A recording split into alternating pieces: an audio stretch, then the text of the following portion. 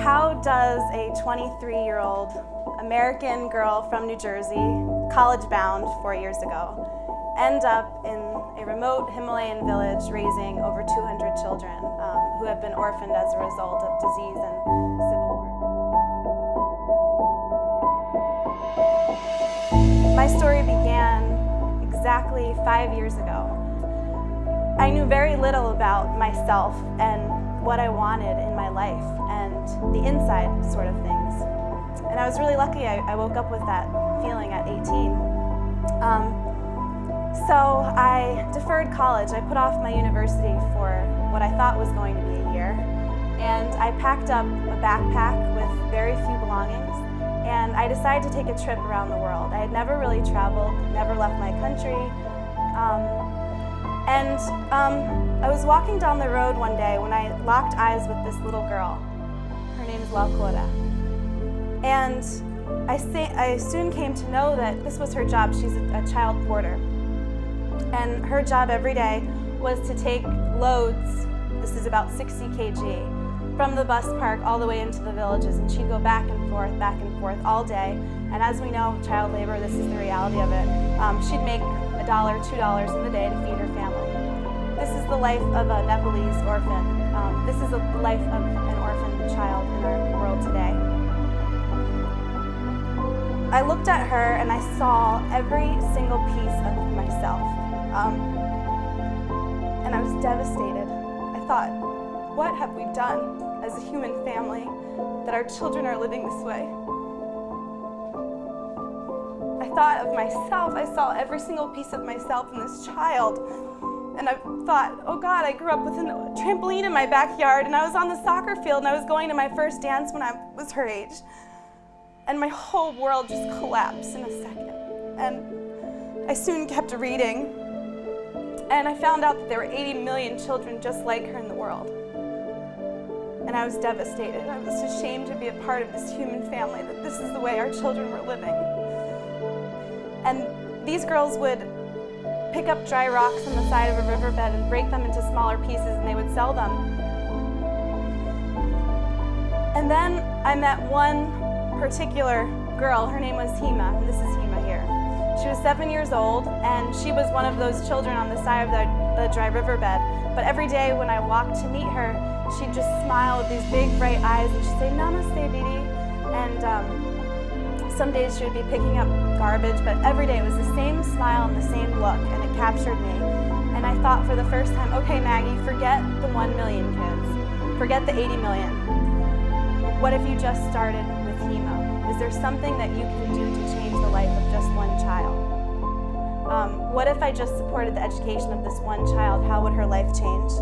And this is Hima a couple of weeks later. I put her into school and followed and tracked her progress. And the thing about this work that I do is that it's very addicting. So I thought, okay, one kid, if I could do one, why not 10? Why not 5? What if my dream was to walk across this dry riverbed one day and not see a single child breaking stone? That's what I want. I want to create a world that I want to see every day. And I think we have the power to do that. So these were the next 5 girls that I enrolled into school. But the sad thing was that I didn't think it was enough. There were kids that didn't have homes and families, and they were orphans. And one day I had this idea.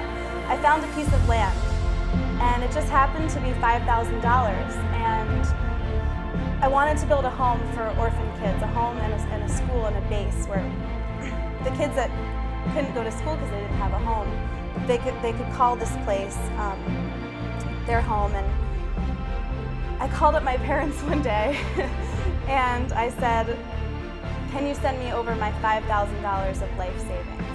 I had saved up from the time I was about 6 years old, every penny. I babysat starting from the time I was 12 to when I was 18.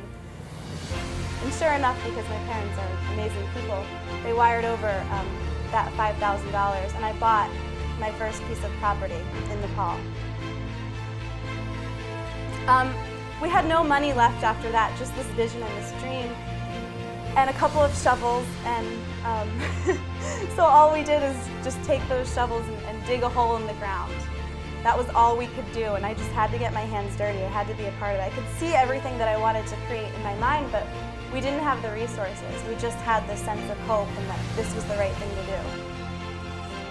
And I didn't have anything left except for a ticket home, and so I went home and I started to babysit. I thought I could babysit and nanny my way into building this home for children. And in just 6 months, we built this. It's a two-story home. It's now the home of 30 orphan children in Nepal. All of them will be the first literate generation of their families, the first girls and boys to get a chance to go to school, learn how to write their own name. We push sustainability. The children grow their own food, their own vegetables. They're a part of the cooking process. We raise goats and turkeys and chickens and cows. Shortly after, just last year actually, I won $100,000 from an organization called DoSomething.org, which was just a dream come true. Things sort of just began to fall into place, going from having no money to all of a sudden having a $100,000 check in my hand to do whatever I wanted. It was amazing.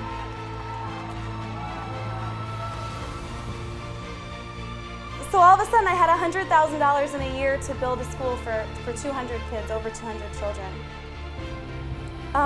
The school has just opened this past June, and it's a beautiful place.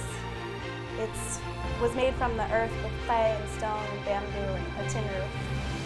And the children, all 200 of them, will be again the first literate children of their families. They get health care, basic medical treatment, a meal every day, which is usually the only meal that they will receive.